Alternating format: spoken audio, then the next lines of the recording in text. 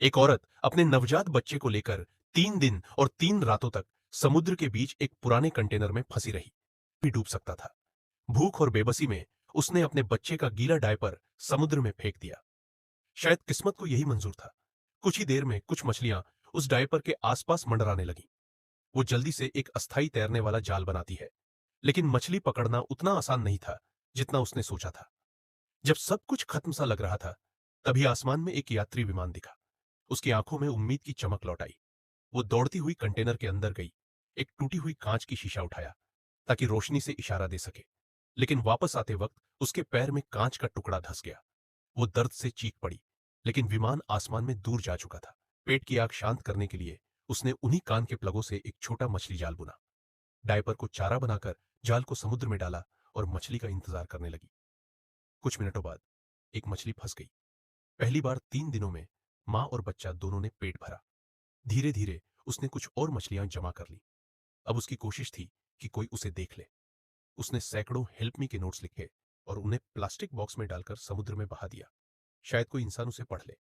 वो कंटेनर में भरा पानी निकालने के लिए पाइप का इस्तेमाल करती रही, क्योंकि अगर पानी भर जाता तो दोनों समंदर की गहराइयों में समा जाते। ठंड से बच्चे को बचाने के लिए उसने थर्मस में शराब भरकर उसे जलाया और उससे बच्चे को गर्म रखा। फोन की स्क्रीन टूटी हुई थी, लेकिन वो रोज उम्मीद करती कि उसका पति कॉल करेगा।